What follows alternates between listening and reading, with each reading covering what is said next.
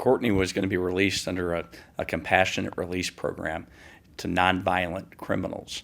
And to suggest that what Robert Courtney did is nonviolent is a complete lack of understanding of what he did. He's a murderer. He's a mass murderer. And we took hundreds of phone calls from different clients, and because our office was involved in handling 275 wrongful death cases. And they went from outrage when they first learned it to just tears of absolute joy.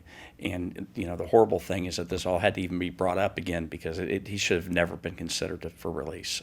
I think everyone can understand this because there's very few people out there whose family hasn't personally been touched by cancer, a loved one, or someone very close to them. And then the thought of a pharmacist diluting chemotherapy drugs for that person for profit, then to say, let me out of jail because I might catch COVID, it's just an unbelievable set of circumstances. And the bureaucracy made a mistake, and thank God they've corrected it.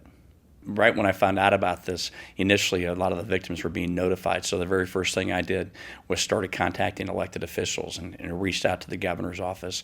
And Governor Parsons was instrumental in writing the letter and having direct conversations with the Attorney General of the United States.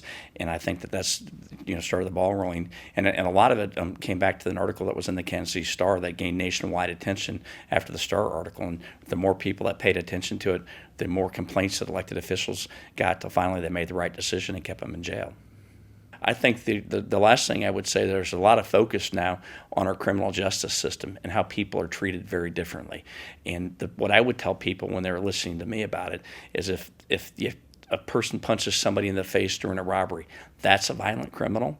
But if a pharmacist, because he has a white lab coat on and he's diluting drugs and doing that for profit and people are dying, how in the world can that be somehow viewed as less of a crime? And what he did was a very violent act, and he needs to remain in jail.